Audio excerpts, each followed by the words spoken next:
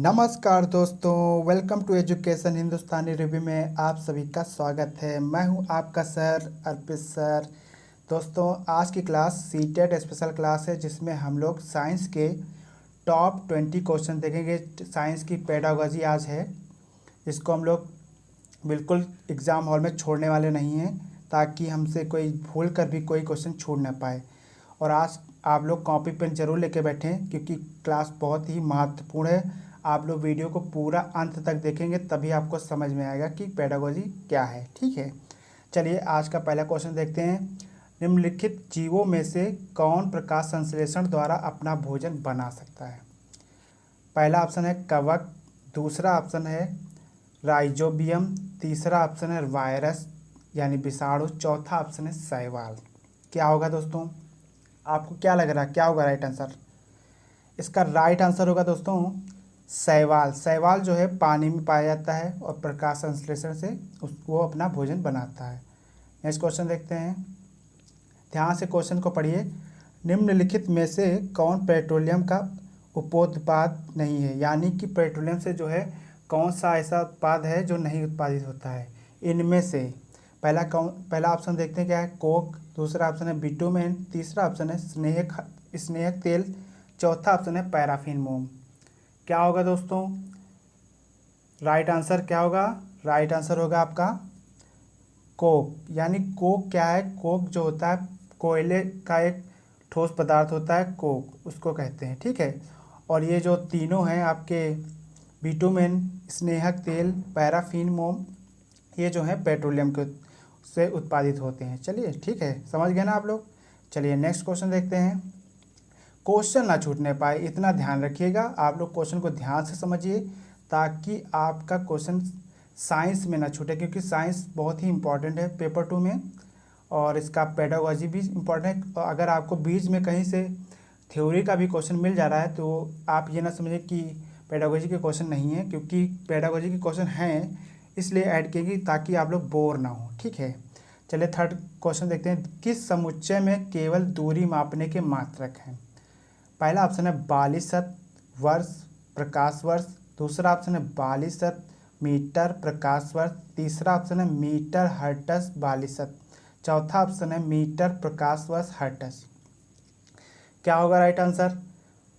Answer बताने से पहले मैं आपको दोस्तों बता दूं 42 क्या होता है। 42 क्या होता है कि हम लोगों के एक हाथ में 5 उंगलियां होती हैं और उन उंगलियों में सबसे छोटी उंगली और सबसे लास्ट में जो अंगूठा होता है उसको अगर हम सीधा नापते हैं, यानी गांव की भाषा में या ग्रामीण इलाके में आप कहते हैं बित्ता, तो उसी को एक तरीका का मापक होता है, उसको साइंस में 42 बोलते हैं।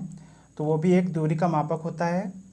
ठीक है, तो आपको आंसर आपको लगभग पता ही हुआ है कि क्या हो सकता है। मीटर भी दूरी को ही नापा जाता है, प्रकाश वर्ष भी दूरी का मात्रक होता है। तो इसका राइट आंसर होगा सेकेंड ऑप्शन। ठीक है, चलिए नेक्स्ट क्वेश्चन देखते हैं, फोर्थ क्वेश्चन पेडागोजी का। विज्ञान में सीखने जैसा आकलन का अर्थ क्या है? क्या अर्थ है बताइए। पहला ऑप्शन होगा योगात्मक आकलन, दूसरा ऑप्शन होगा स्व आकलन, तीसरा ऑप्शन सत्र आकलन, चौथा ऑप्शन रचनात्मक आकलन। इसका राइट आंसर होगा स्व आकलन, क्योंकि साइंस में आपको स्वयं को सीखने के लिए स्वयं से आकलन करना होगा कि हमने क्या सीखा है। अगर अनुभव आपने लिया होगा किसी चीज़ को सीखने का साइंस में तो आपको पता चल जाएगा। नेक्स्ट क्वेश्चन देखते हैं, क्वेश्चन नंबर 5, ध्यान से पढ़िएगा। विज्ञान के क्षेत्र में भ्रमण क्यों महत्वपूर्ण है? पहला ऑप्शन देखते हैं, इसका संचालन आसान है, दूसरा ऑप्शन यह विज्ञान की जानकारी इकट्ठी करता है, तीसरा ऑप्शन है यह सीखने वाले में मेहनत की आदत का विकास करता है, चौथा ऑप्शन है यह अपने हाथ से कार्य करने के अनुभव प्रदान करता है। आपको पता है कि भ्रमण करने से आपको अपने आप में, अगर आप कहीं घूमने जाएंगे साइंस के क्षेत्र में, तो आपको घूमने पर आपको अनुभव होगा कि मूर्त रूप में आप लोग किसी चीज़ को, जीव जंतु को देखते हैं तो या किसी मशीन को, उपकरण को पकड़ते हैं, छूते हैं, तो आपको इससे अनुभव प्राप्त होता है कि ये साइंस में किस टाइप का है। ठीक है, तो इसका अनुभव आपको काम आएगा, तो इसलिए राइट आंसर जाएंगे फोर्थ ऑप्शन। ठीक है, आप लोग समझ रहे होंगे। ठीक है, आप लोग आंसर नोट करते जाइए और अपना भी आंसर अलग नोट करिए। ठीक है, नेक्स्ट क्वेश्चन देखते हैं। चींटी के दंश, ब्रैकेट में आपको लिखा होगा डंक, यानी डंक दंश को ही बोलते हैं, ठीक है, में कौन सा अम्ल होता है? पहला ऑप्शन फार्मिक अम्ल, HCOOH, इसको फार्मूला होता है ये। दूसरा ऑप्शन देखते हैं ऑक्जेलिक अम्ल, तीसरा ऑप्शन है एसिटिक अम्ल, चौथा ऑप्शन है स्कर्बिक अम्ल। आपको आंसर अगर पता है तो आप लोग सोच कर जल्दी से बताइए। मैं आपको पहले बता दूं कि चींटी में डंक में आपको अम्ल कैसे आपको पता है कि अम्ल है कि नहीं, क्योंकि आप देखते हो चींटी आपको काटती होगी तो आपके पैरों में खुजली या झंझनाहट होने लगती है, तो फार्मिक अम्ल की ही वजह से होता है। तो इसका राइट आंसर क्या होगा? फार्मिक अम्ल। ठीक है दोस्तों, फार्मिक अम्ल की वजह से चींटी के डंक में अम्ल वही पाया जाता है। ठीक है, चलिए नेक्स्ट क्वेश्चन देखते हैं। नेक्स्ट क्वेश्चन बहुत ही इंपॉर्टेंट है। अमृता कोई विद्युत परिपथ व्यवस्थित करने का प्रयास कर रही है, उसके पास पर्याप्त संख्या में संयोजक नहीं है। परिपथ को पूरा करने के लिए वह नीचे दिए गए पदार्थों में से किसका उपयोग कर सकती है?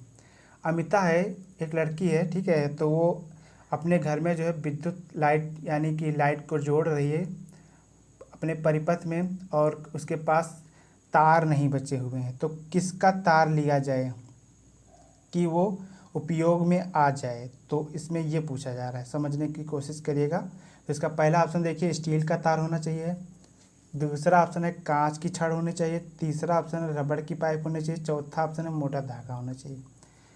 तो आपको पता ही होगा कि कुचालक और सुचालक क्या होते हैं। कुचालक क्या होता है दोस्तों? कुचालक में आपकी लाइट जो है प्रवाह नहीं होती है, सुचालक में लाइट प्रवाह होती है। तो आपको पता होगा कि स्टील जो है विद्युत का सुचालक होता है। तो इसका राइट आंसर होगा स्टील का तार। ठीक है, बाकी तीनों कांच की छड़ या रबड़ या मोटा धागा, इसमें करंट नहीं जाती, लकड़ी में भी नहीं जाती है, तो ये सब क्या होते हैं? कुचालक होते हैं। ठीक है, आप लोग समझ गए होंगे ना। चलिए नेक्स्ट क्वेश्चन देखते हैं। नेक्स्ट क्वेश्चन आप ध्यान से पढ़िएगा। एक विज्ञान शिक्षक की भूमिका क्या होनी चाहिए? पहला ऑप्शन है छात्रों को उत्पाद आधारित शिक्षण अधिगम पर्यावरण प्रदान करना चाहिए। दूसरा ऑप्शन है सृजनात्मक विचारों को रटने के अभ्यास में छात्र का मार्गदर्शन करना चाहिए। रटना तो बिल्कुल नहीं चाहिए। तीसरा ऑप्शन देखते हैं, उच्च संज्ञानात्मक क्षमताओं वाले प्रश्नों के निर्माण के लिए सभी छात्रों को प्रेरित करना चाहिए। चौथा ऑप्शन है छात्रों को प्रचुर विभिन्न सीखने के अनुभव प्रदान किए जाने चाहिए। तो आपको पता है कि विज्ञान में सबसे महत्वपूर्ण क्या होता है शिक्षक के लिए और छात्रों के लिए?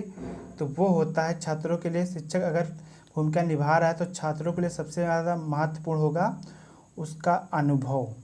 उसको अनुभव होगा अगर प्रदान होगा साइंस में, तो वो आपके क्वेश्चंस को इजी तरीके से कर सकता है। ठीक है, इसका फोर्थ ऑप्शन होगा राइट आंसर। ठीक है, नेक्स्ट क्वेश्चन देखते हैं।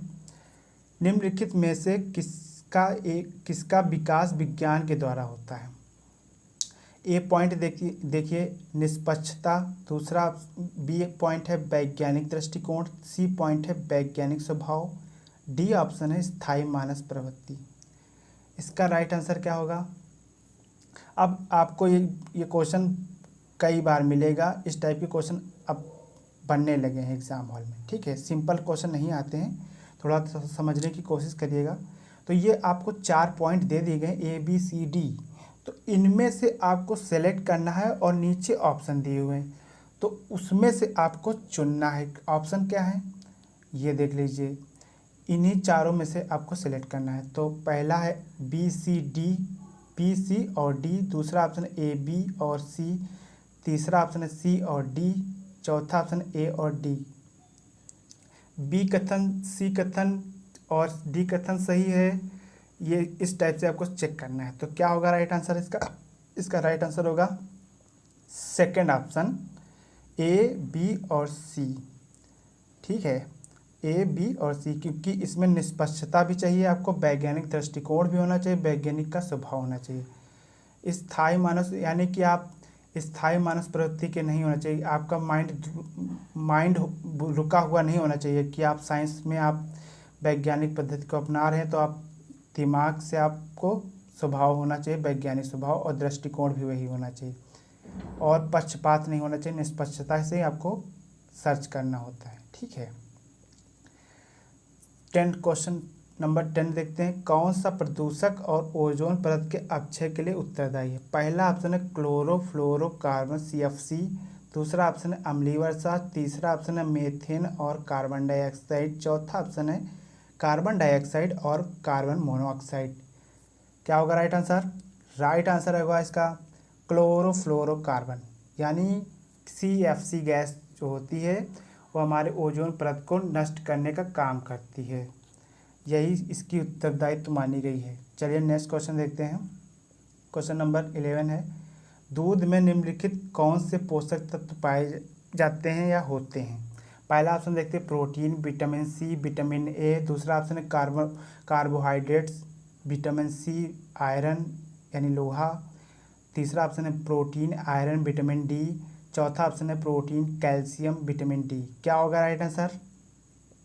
राइट आंसर क्या होगा? दूध में क्या होता है? प्रोटीन होता है, कैल्शियम होता है, विटामिन D होता है, जिससे आपकी हड्डियां मजबूत होती हैं। तो इसका राइट आंसर क्या होगा? राइट आंसर होगा इसका फोर्थ ऑप्शन। नेक्स्ट क्वेश्चन देखते हैं। निम्नलिखित में से कौन सा विज्ञान में अनुरूपता विधि का एक चरण है? पहला ऑप्शन देखते हैं समानता का विचित्रण, दूसरा ऑप्शन अमूर्तता का प्रस्तुतिकरण, तीसरा ऑप्शन है अवधारणाओं को एक दूसरे से जोड़ना, चौथा ऑप्शन है उपयोग। क्या होगा राइट आंसर? फटाफट बताइए आप लोग कमेंट बॉक्स में। इसका राइट आंसर होगा समानताओं का चित्रण।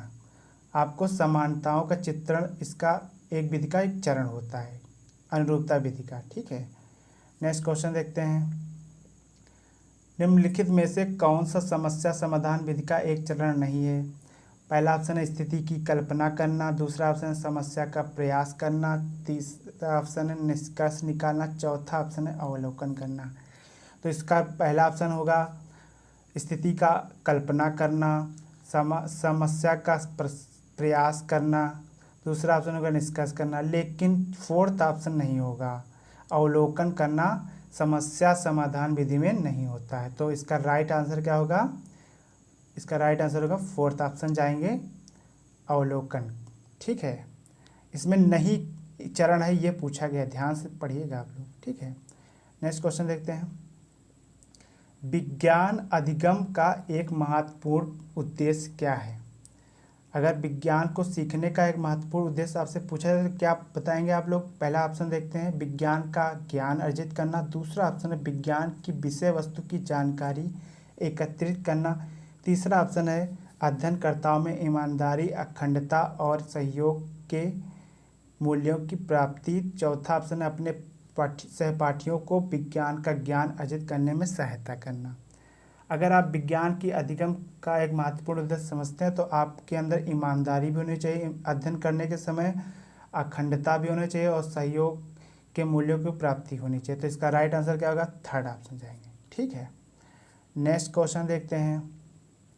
रवि कक्षा 6 के शिक्षार्थियों को घूर्णन गति पढ़ाना चाहता है, निम्नलिखित में से कौन सी सबसे अच्छी विधा होगी? मान लीजिए कि आप लोग कल को किसी क्लास 6 में आपको घूर्णन गति पढ़ाना होगा, तो आपकी सबसे अच्छी विधा क्या होगी? देखते हैं। पहला ऑप्शन क्या होगा? चर्चा पहला ऑप्शन होगा, दूसरा ऑप्शन गतिविधि आधारित शिक्षण, तीसरा ऑप्शन है उदाहरण देना, चौथा ऑप्शन प्रदर्शन करना। आप साइंस पढ़ा रहे हैं तो ध्यान रखना इसमें गतिविधि आधारित शिक्षण विधा इम्पॉर्टेंट होती है, क्योंकि आपको उसमें करके सीखने की विधि अप्लाई करनी होती है। ठीक है, उसमें आपकी गतिविधि आधारित शिक्षण विधा लागू होगी। ठीक है, तो राइट आंसर क्या होगा? Second option. ठीक है, सेकेंड ऑप्शन। नेक्स्ट क्वेश्चन देखते हैं। विज्ञान में रचनात्मक आकलन क्यों महत्वपूर्ण है? पहला ऑप्शन है यह लेना आसान है, दूसरा ऑप्शन है शिक्षार्थियों में वैज्ञानिक दृष्टिकोण के विकास क्रम में सहायक, तीसरा ऑप्शन है यह निदानात्मक है, चौथा ऑप्शन है यह विज्ञान को अच्छे प्रकार से समझने में सहायक है। इसका राइट आंसर क्या होगा दोस्तों? आकलन या मूल्यांकन बात दोनों की एक ही हो जाती है। तो आपको पता है कि आप अगर किसी बच्चे को कमी को पता करना है तो पता करने के लिए सबसे पहले आपको कहाँ पर उसकी फॉल्ट आ रही है, तो उसके लिए निदानात्मक मूल्यांकन की आवश्यकता होती है। तो इसका राइट आंसर थर्ड ऑप्शन जाएंगे। नेक्स्ट क्वेश्चन देखते हैं, कौन सी धातु वायु में रखने पर जल उठती है? कौन सी धातु वायु में रखने पर जल उठती है? पहला ऑप्शन देखते हैं सोडियम, दूसरा ऑप्शन है मैग्नीशियम, तीसरा ऑप्शन है जिंक, चौथा ऑप्शन है एल्यूमिनियम। क्या होगा राइट आंसर? राइट आंसर होगा सोडियम। सोडियम जो है वायु से क्रिया कर लेती है और जलने लगती है। ठीक है, राइट आंसर पहला ऑप्शन होगा। ठीक है, नेक्स्ट क्वेश्चन देखते हैं, जूते के सोल असमतल क्यों किए जाते हैं? आपने अक्सर देखा होगा कि जूते के सोल जो है हमेशा बराबर नहीं होते हैं, तो इसलिए किस लिए नहीं होते हैं? तो पहला ऑप्शन देखते हैं जूते की मजबूती देने के लिए, दूसरा ऑप्शन आप ये ना समझ लीजिएगा कि मजबूती के लिए होता है। ठीक है, दूसरा ऑप्शन देखते हैं जड़त्व घटाने के लिए, तीसरा ऑप्शन जड़त्व बढ़ाने के लिए, चौथा ऑप्शन जूते का जीवन बढ़ाने के लिए। इसका राइट आंसर होगा जड़त्व बढ़ाने के लिए, जड़त्व बढ़ाने के लिए होगा, क्योंकि अगर जूते बराबर सोल के होंगे तो आप गिर सकते हैं। ठीक है, नेक्स्ट क्वेश्चन देखते हैं, मधुमेह रोग किस हार्मोन द्वारा नियंत्रित होता है? पहला ऑप्शन है थायरॉक्सिन, दूसरा ऑप्शन है एड्रेनेलिन, तीसरा ऑप्शन है इंसुलिन, चौथा ऑप्शन है थाइमोसिन। क्या होगा राइट आंसर? राइट आंसर होगा इंसुलिन। इंसुलिन ही हमारे हार्मोन्स को नियंत्रित करता है।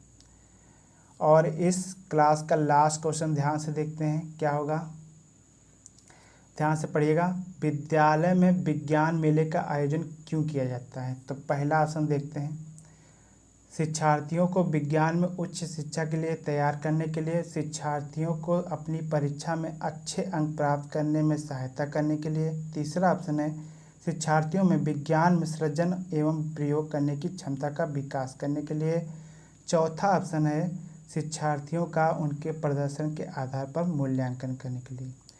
तो इसका राइट आंसर होगा, अगर आप बच्चे भ्रमण करने जाते हैं या मेले में जाते हैं, बात वही हो जाती है। आपने पहले ऊपर क्वेश्चन देखा ही होगा, तो इसमें आप बच्चों को विज्ञान में क्या होता है, सृजन, यानी उनके दिमाग में क्रिएटिविटी बस जाती है और प्रयोग करने की क्षमता का विकास होने लगता है। तो इसका राइट आंसर क्या होगा? थर्ड ऑप्शन राइट होगा। दोस्तों आज की क्लास यहीं तक रहेगी। अगर आपको क्लास पसंद आ रही है तो आप लोग वीडियो को लाइक करिए, शेयर करिए ज़्यादा से ज़्यादा लोगों को, और चैनल को अगर आप नए हैं तो चैनल को सब्सक्राइब जरूर करें। और अगर वीडियो और भी क्लासेस देखनी है तो आप लोग हमारे प्लेलिस्ट में जाकर अगली वीडियो देख सकते हैं। तब तक के लिए दोस्तों टेक केयर, बाय बाय।